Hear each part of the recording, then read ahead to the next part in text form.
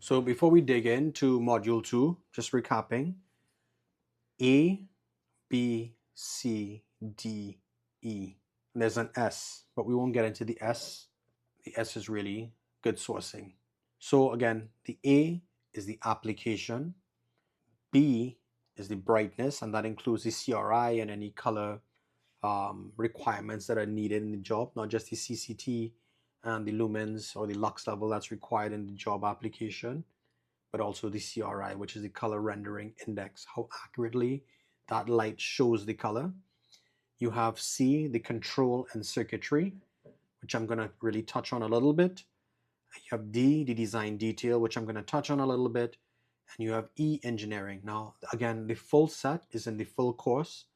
And if you find that this framework is something that's really appealing to you, I really recommend you going into the full course and understanding much more that we've built in that course. So let's get into it. So application is the longevity gatekeeper. Understanding the application is so critical.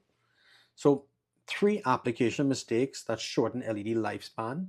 Application is where most LED linear installations quietly succeed or fail.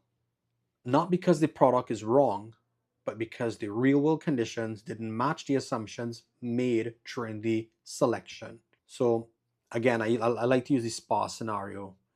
Or I'll just put an LED strip and I'll waterproof it. And then that waterproofing isn't enough. I'll put an LED strip and I'll put aluminum channels, and that should protect the steam, but then the vapor goes in. So even though it's indoor damp or indoor wet, and then you may need a specialized light to handle those harsh parameters in the indoor. So there's a mismatch, and you have to understand the nuances to say indoor and conditions, exposure, time, things like that. So when the application is misunderstood, the system may look fine at hand over, because this is where it all slips through. But when they operate under stress, it begins to fail exponentially sometimes. These mistakes are common because they rarely are documented or rarely taught, and often invisible during installation. So the goal of this lesson is not to add complexity, but to help you spot the 3 application gaps that most directly affect longevity. 1. Assuming the environment is normal. Heat, airflow, and enclosed conditions are often treated as neutral when they're not. Recessed or enclosed locations, limited ventilation, materials that trap heat.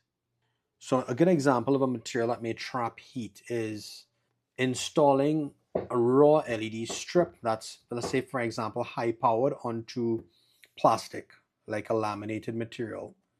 If you want your LED brightness to be maintained for a long time, you need to add some sort of thermal management to it. So LED components degrade faster when thermal assumptions are wrong, even if the specs are technically met. Another area where applications fail is when people design for appearance, not use. So the lighting effect is often designed for how the space should be used, not how it is used. So longer daily run times, as I mentioned, higher brightness than necessary, constant operation instead of intermittent use. And why these matters? Because usage patterns directly affect cumulative stress and lifespan.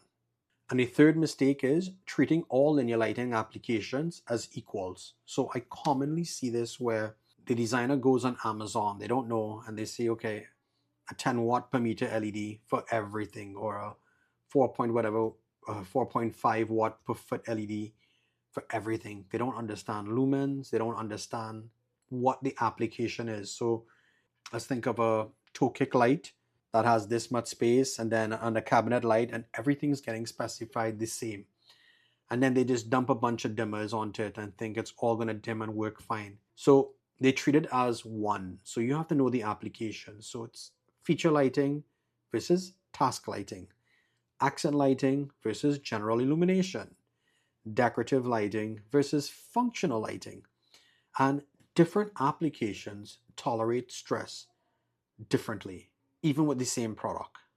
So I may have a very high output LED that's meant to use intermittently, and somebody may have used that LED in a 24-hour application.